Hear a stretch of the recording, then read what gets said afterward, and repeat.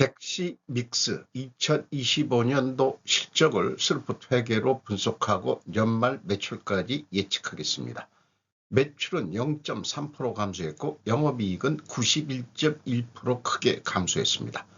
가공비 배부 재고자산 회전율은 1.4회전으로 낮은 상태이고 PBR은 1.07입니다. 재고자산 매출원가 회계부터 투명성 제고해야라고 표현해 봅니다. 구독, 좋아요 부탁드립니다. 불황에도 레깅스는 팔렸다. 애슬레저, 양강, 안다르, 잭스, 믹스 동반 질주. 여러 뉴스에 자극을 받아서 안다르는 비상장 기업이고요. 잭스 믹스가 상장 기업이라서 잭스 믹스를 분석을 해봤습니다. 정재원 기자가 조선비지에서 4월 11일 날 보도한 내용인데 여성복 중심에서 맨즈 이너웨어로 저변 확대, 국내 애슬레저 시장 2033년 19조 전망, 건강 웰니스 소비 확산의 중장기 성장 분명.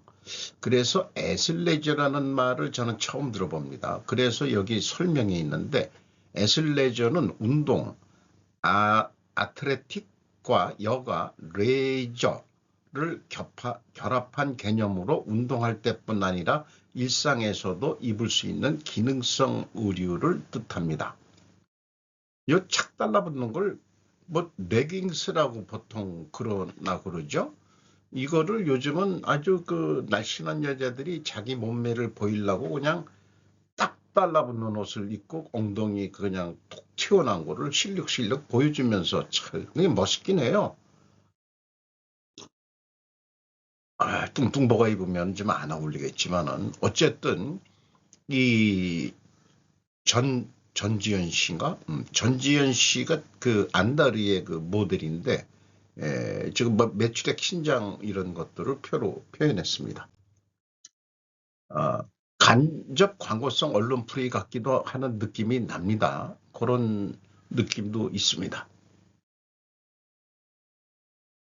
잭스미스 코퍼레이션에 대한 사업 개요입니다. 본사가 송동구 뚝송로 1길 63 12층에 있다고 그러네요. 홈페이지 들어가서 구경해 봤습니다. R&D 기반 D2C, 다이렉트 투 커스터머 이런 판매 전략으로 지금 사업을 하고 있다. 이렇게 얘기하고 있고 온오프라인 쇼핑몰을 통한 직접 판매 비중이 높다. 이렇게 표현하고 있네요. 주로 외국인 모델들을 좀 쓰고 있는 것 같습니다. 젊은 모델들을. 아까 한 군데는 전지현 씨를 내세우고 있고요. 주가는 4,180원으로 1년 전보다 31.6% 하락했습니다. 경영성과지표로 제가 주가하고 연계시켜서 만들어낸 임팩트 완 나누기 BPS 이것도 35.1%인데 이런 경우에는 얼추 맞아떨어지는 것 같습니다. 주주 내역은 강민준 씨라는 분이 있는데 고문으로 돼 있어요. 29.63%. 이수연 대표이사인데 1982년생이면은 한 나이가 젊군요. 15.31%. 그 다음에 외국인이 조금 가지고 있습니다. 4.3%. 스루풋 회계로 분석한 결과를 미리 말씀드립니다. 매출은 2,503억 원으로 0.3% 감소했는데 매출에 비례하는 매출 재료비는 16.3% 크게 하락했습니다. 그 갭이 마이너스 16.1%이기 때문에 여기서 우리는 원재료 및 상품 매입 가격이 하락했다라고 추론할 수 있습니다. 스루풋율이 그래서 1% 상승했고요. 운영경비는 12.1%가 증가했습니다. 스루풋이 0.8%뿐이 증가를 안 했는데 이렇게 10% 이상이 증가하니까 영업이익이 줄어들 수밖에 없죠. TOE 생산성 1.01로 0.11포인트나 하락을 했고 스루풋 영업이익은 22억 9,800만 원으로 91.1%나 하락했습니다. 미리 말씀드리면 원가회계 영업이익은 25.7% 하락으로 결산을 했습니다. 원가회계하고 영업이익 차이가 무려 158억 9,600만 원. 2025년도가 이건 큰 사건이 발생했다고 직감적으로 그렇게 들어오게 됩니다. 원가회계 손익계산서입니다. 재고자산 내역을 보면 제품이 7,658억 9천만 원으로 900만 원으로 그 193억 7,100만 원이나 크게 증가했습니다.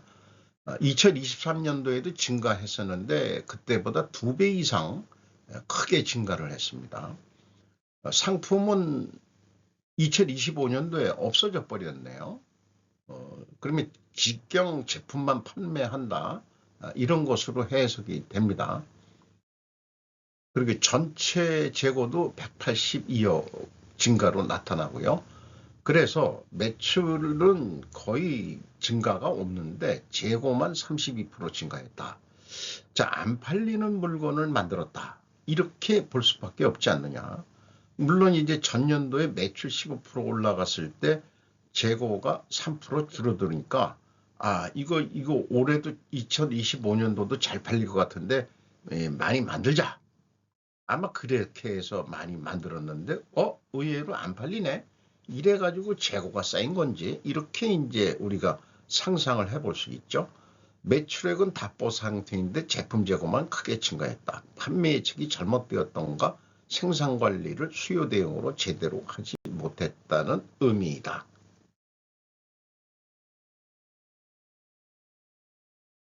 이성분 분석 내용입니다. A 재고자산의 변동이 마이너스 205억 6,900만 원이면 재고가 이만큼 증가했다는 뜻이고요.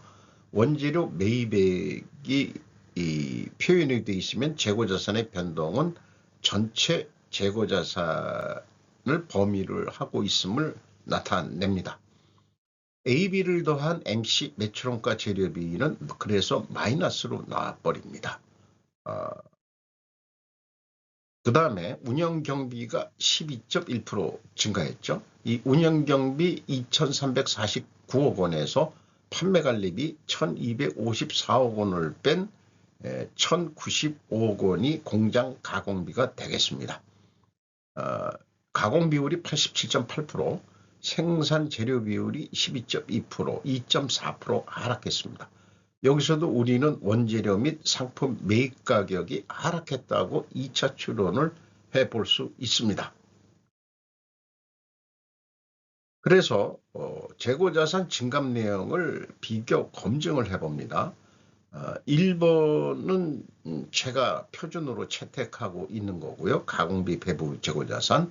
비성분 쪽에서는 회사마다 다 다르기 때문에 전체 재고자산으로 지금 인식이 되고요. 그 갭이 24억 9,200만 원인데 BWCI 원재료 전체니까 원재료 증감액을 빼줘도 차이는 23억 5,200만 원, 특히 2023년도는 417억 원이나 크게 차이가 있습니다.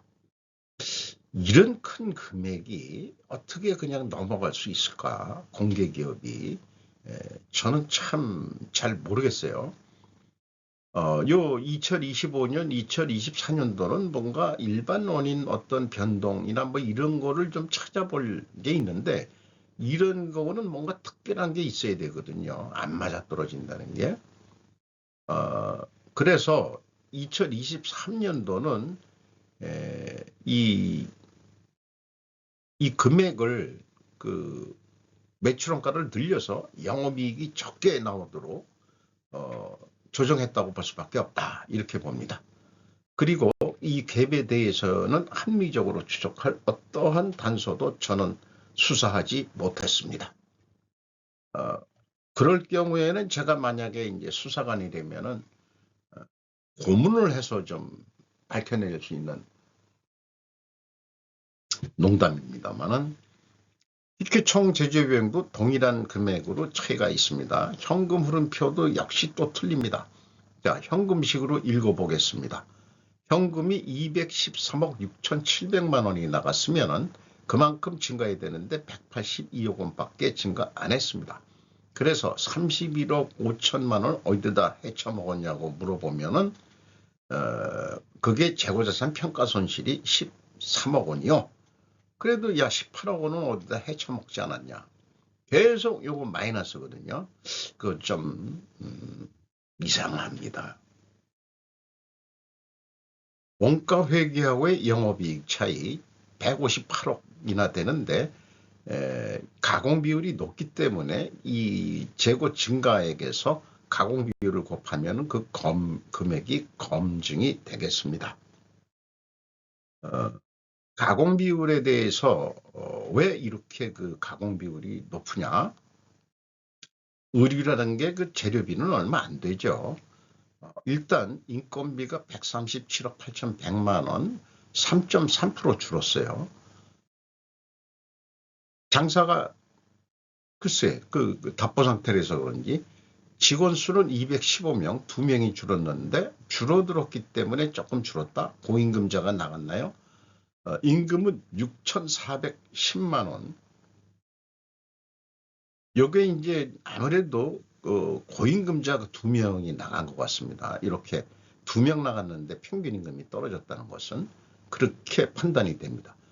근데 외주 가공비가 상품은 없어졌는데 2023년도에 그 금액 오차가 가장 컸었죠. 이 재고.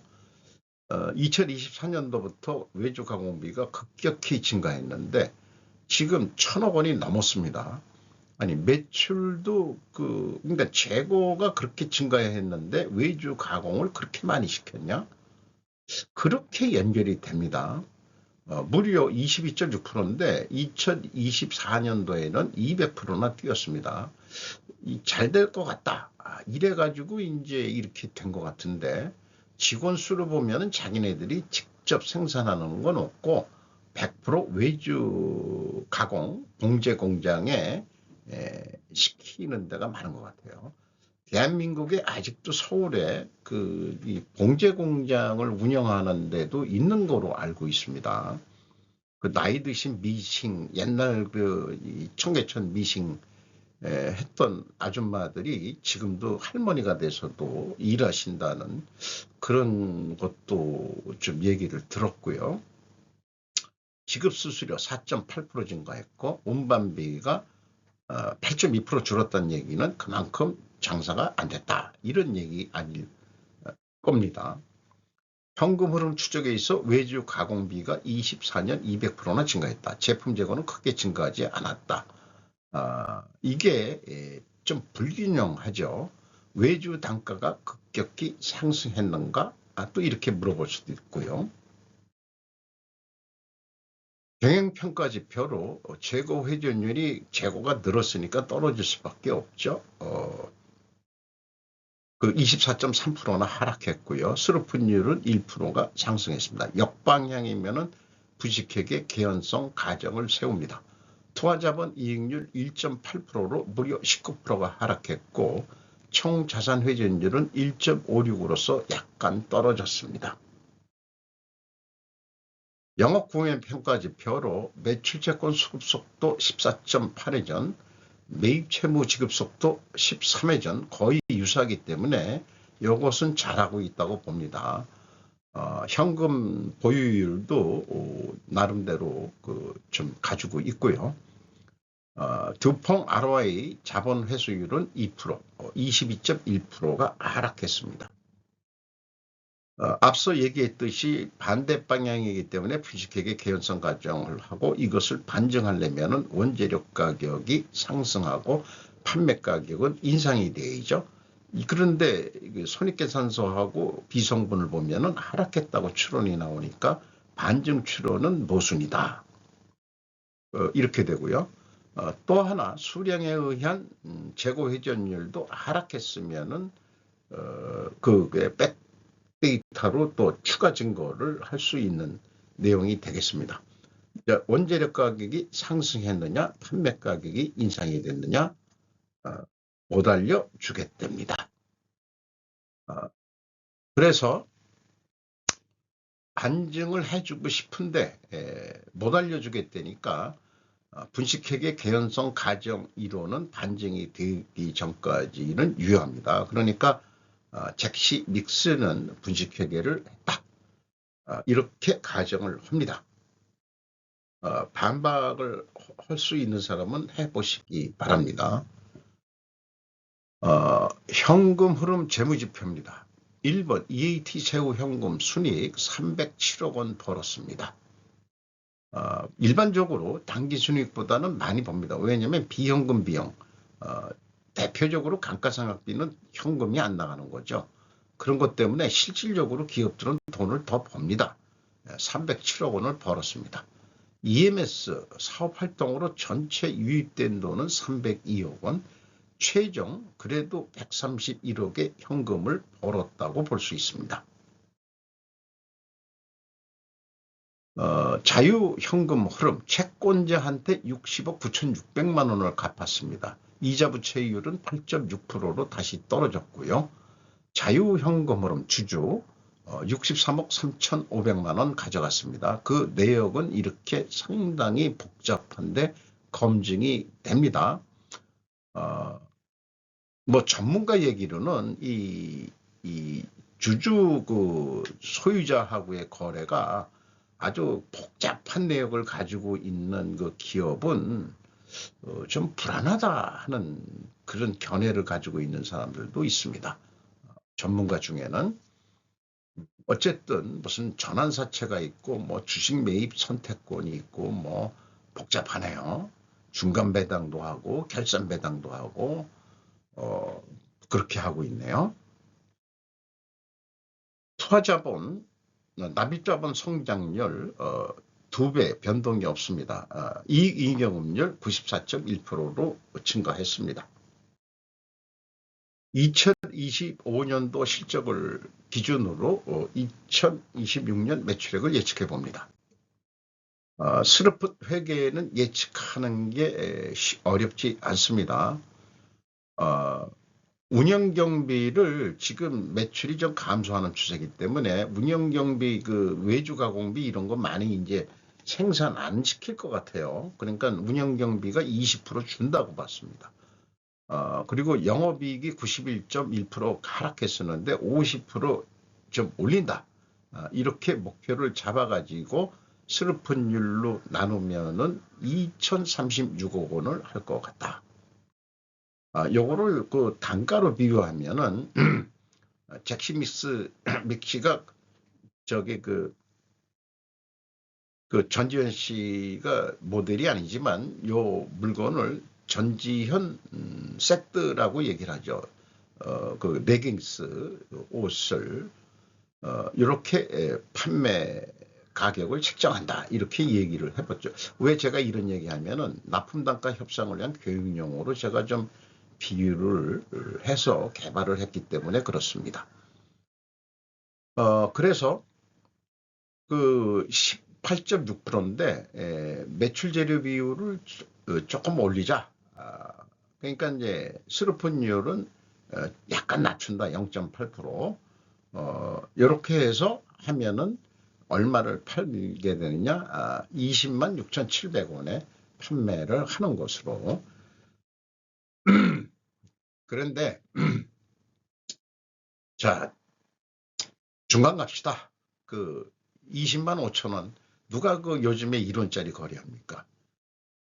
20만 원에 팔면 좀 적자니까 5천 원이 여기에 남는 거예요.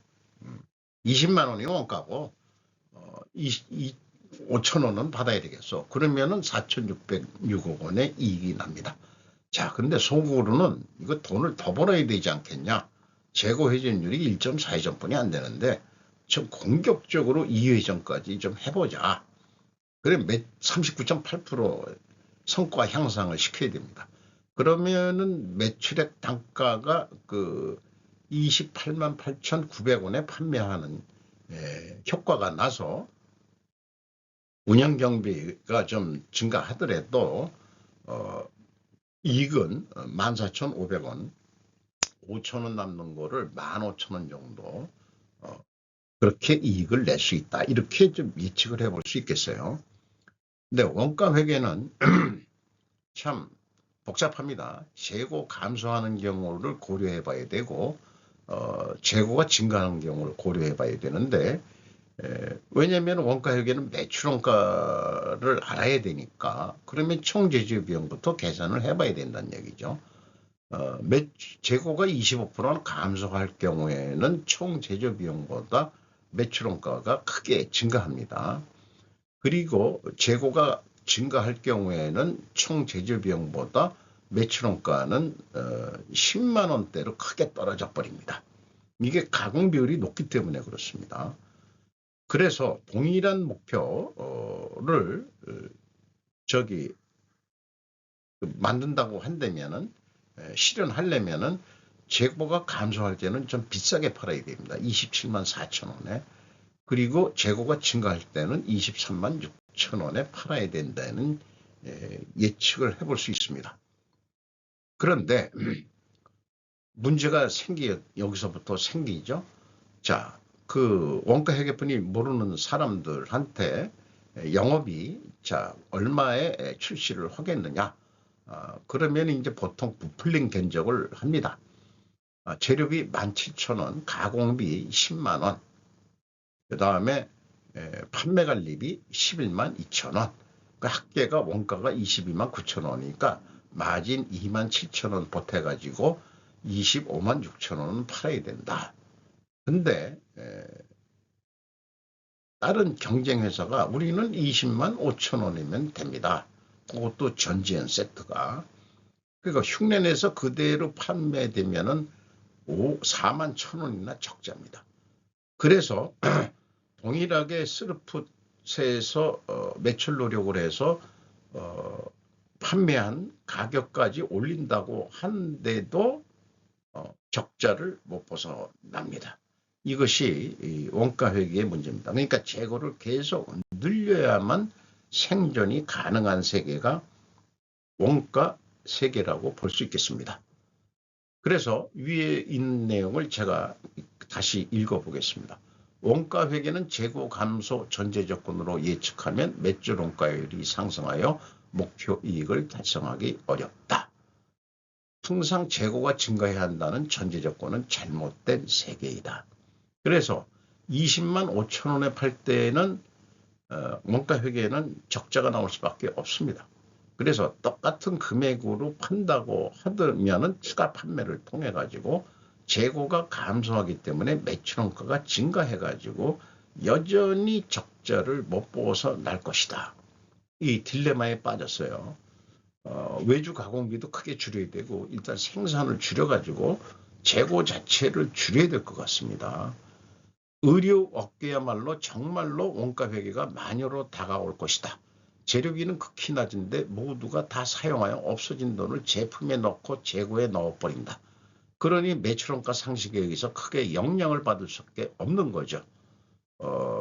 옷값이라는 게 뭐 안 팔리면은 뭐 걸레 가격으로 판다는 얘기도 있습니다만은 매출 증가율에 비해서 항상 재고 증가율이 높아야 한다는 비논리가 성립이 되죠.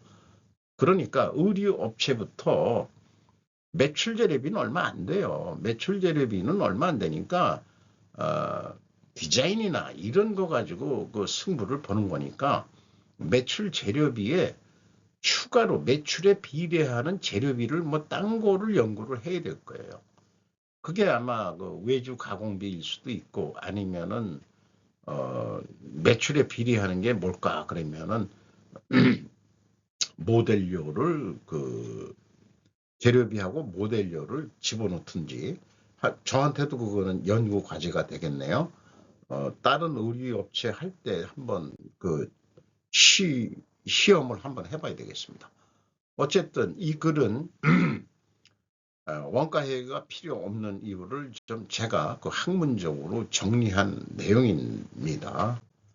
그리고 과잉 생산, 지금 잭시미스가 과잉 생산했습니다. 재고가 엄청 쌓였는데 덤핑 하시겠습니까? 중국이라면 덤핑을 하셨겠지만은 못 하실 것 같고, 그러면은 적자가 될 거고, ESG를 쓰레기통에 버리자고 한 것처럼 원가회계도 로스 차일드 여사가 쓰레기통에 버리세요. 그런 기업부터 우리가 대출을 해 줄게요. 라고만 선언하면은 이 지구는 달에서 이번에 봤듯이 아름다운 지구로 변할 것이라고 믿습니다. 제가 제약이론 편집증 환자임을 밝히고요. 오늘도 좋은 하루 되시기 바랍니다.